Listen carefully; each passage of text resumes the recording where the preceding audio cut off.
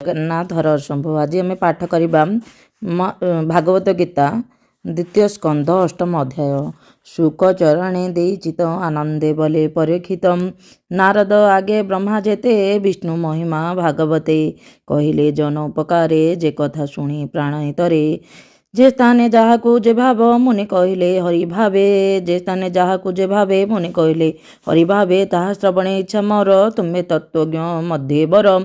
ହରି ମହିମା ଅଗଚର ଶ୍ରବଣ ମଙ୍ଗଳ ଉଚ୍ଚାର। ସେ କଥା କହ ମୁନି ମତେ ସେ ହରି ଚରଣ। ଯେମନ୍ତେ ନିଶ୍ଚଳ ମନ କରି ସ୍ଥିର ଯେମନ୍ତେ ଛାଡ଼ିବି ଶରୀର। ଶ୍ରଦ୍ଧାରେ ନିତ୍ୟ ଯେବେ ଶୁଣେ ସେ ଯେ ହରି କଥା ମନ ଗୁଣେ। ମଙ୍ଗଳ ନାମ ଉଚ୍ଚାରଣ ତାର ହୃଦୟ ତତ୍କ୍ଷଣ। ଶ୍ରବଣ ମାର୍ଗେ ହରି ପଶେ ହୃଦୟ ପଦ୍ମ ସ୍ଥିରେ ବସେ। ସର୍ବଦୁରିତ ହେଳେ ନା ସେ ଶରଦ ଯେନେ ବୃଷ୍ଟି ଶେଷେ। ଜଳୁ ହରଇ ମଳ ରାଶି ସେ ଯେହ୍ନେ ନିର୍ମଳ ପ୍ରକାଶୀ। ନିର୍ମଳ ଆତ୍ମା ତାର ହୋଇ ସେ କୃଷ୍ଣ ପାଦ ମୂଳେ ଥାଇ। କେବେ ହେନୁ ହୋଇ ବାହାର ମାୟା ଭ୍ରମଣେ ହଏ ଦୂର। ପଥିକ ପଥ ଶ୍ରମ ପାଇ ଯେ ଯେହ୍ନେ ନିଜ ଗୃହ ଯାଇ। ଶ୍ରମ ପାଶରି ସୁଖେ ରହେ ଗୃହ ସମ୍ପଦ ଭୋଗ ଦେହେ। ଅଧାତୁ ମନ୍ତ ଆତ୍ମା ହୋଏ ଧାତୁ ଘଟଣ ଦେହ ଭଏ। ଜାଣୁ ତୁ କହ ଏ କେମନ୍ତ କିବା ଏ କାଳ କ୍ରମ ମତେ। ଜାଣୁ ତୁ କହ ଏ କେମନ୍ତେ କିବା ଏ କାଳ କ୍ରମ ମତେ। ଯାର ଉଦରୁ ପଦ୍ମ ହୋଇ ଲୋକ ସଂସ୍ଥାନ ପ୍ରକାଶ ହୋଇ। ଯା ରୂପ ନ ଜାଣନ୍ତି କେହି ପ୍ରକାଶେ ଅବୟବ ଦେଇ।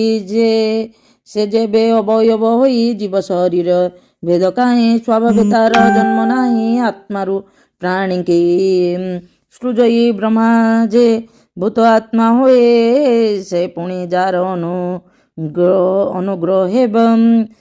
ନାଭି କମଳୁ ହୋଇଜାତ ତାହାକୁ ଦିଖେ ରୂପମନ୍ତ। କାଳର ବଳେ ସେ ପୁରୁଷ କରଇ ସୃଷ୍ଟି ସ୍ଥିତି ନାଶ। ସକଳ ଭୂତେ ଯାର ବାସ ସେ ରୂପେ ସେ ଯେଉଁ ରୂପଣ ପ୍ରକାଶ।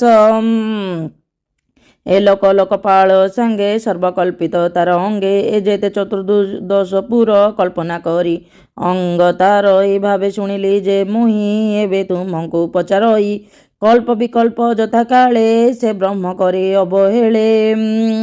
ସୃଷ୍ଟି ପାଳନ ସଂହରଣ ଭୂତ ଭବିଷ୍ୟ ବର୍ତ୍ତମାନ। କାଳର ଠାରୁ ଏ ଯେମନ୍ତେ ଆୟୁ ପ୍ରମାଣ କାର ଯେତେ। କାଳର ଯେବା ଅନୁଗତି ଅଳ୍ପ ବହୁତ ସଂଖ୍ୟା ସ୍ଥିତି। କର୍ମର ଗତି ଅବା ଯେତେ ଯେହେତୁ ପ୍ରକାଶ ଯେମନ୍ତେ। ଗୁଣଙ୍କ ପରିଣାମ କେବା ଦେବାଦି ରୂପ ଇଚ୍ଛା ଯେବା। କି କର୍ମ କରି ଯହିଁ ତହିଁ କି ଭାବେ ଜୀବତା ଭୁଞ୍ଜଇ। ଭୂମି ପାତାଳ ଦଶ ଦିଶ ଯେ ରୂପେ ସମ୍ଭବେ ଆକାଶ ଗ୍ରହ ନକ୍ଷତ୍ର ମହୀଧର ନଦୀ ସମୁଦ୍ର ଦୀପ ପାର। ଏଥି ଆଶ୍ରିତ ଜନ୍ତୁ ଯେତେ ବ୍ରହ୍ମାଣ୍ଡ ପ୍ରମାଣ ବା କେତେ। ବାହ୍ୟ ଅନ୍ତରେ ବସ୍ତୁ ଯେତେ ସଂକ୍ଷେପୀ କହମ ଗ୍ରତେ। ମହାନ୍ତ ଜନ ଆଚରଣ ଯେ ବର୍ଣ୍ଣ ବିଭାଗ ଆଶ୍ରମ। ଏ ଅଣ୍ଡକୋଷ ମଧ୍ୟ ଗତେ ବିଷ୍ଣୁର ଅବତାର ଯେତେ। ଯୁଗାନୁ ଯୁଗେ ଯୁଗମାନ ସେ ଯୁଗେ ଯେବା ଧର୍ମ ଜ୍ଞାନ। ମନୁଷ୍ୟ ସାଧାରଣ ଧର୍ମ ଯେବା ବିଶେଷ ଯଥା କର୍ମ। ବ୍ରହ୍ମ ଋଷିଙ୍କ ଧର୍ମ ଆଦି ଯା ରାଜ ଋଷି ଏ ସମ୍ପାଦି। ଆପଦେ ଧର୍ମ ପ୍ରାଣୀଙ୍କର ଏ ସର୍ବ କହ ମୁନିବର। ସଂଖ୍ୟା ଲକ୍ଷଣ ତତ୍ତ୍ୱଙ୍କର କି ରୂପେ ହେତୁ କେ କାହାର। ପୁରୁଷ ଆରାଧନ ବିଧି ଅଷ୍ଟାଙ୍ଗ ଯୋଗ ଯେନେ ସାଧି। ଯଗେଶ୍ୱରଙ୍କ ଗତି ଯେତେ ଲିଙ୍ଗ ଭଗନ ମୋକ୍ଷପତେ। ଯେ ଧର୍ମ ବେଦ ଉପବତେ ପୁରାଣ ଇତିହାସ ବାଦେ। ସର୍ବଭୂତଙ୍କ ଯେ ସମ୍ଭବ ବିକ୍ରମ ସଂକ୍ରମ ପ୍ରସ୍ତାବ। ଯେ ଇଷ୍ଟ ବୈଦି କର୍ମ ଯେ ଅବା ସ୍ମାତ କର୍ମ ଧର୍ମ। ଯେ ବିଧି ଯଜ୍ଞ ଜଳ ଦାନେ ଯେ କର୍ମ ତ୍ରିବର୍ଗ ସାଧନେ।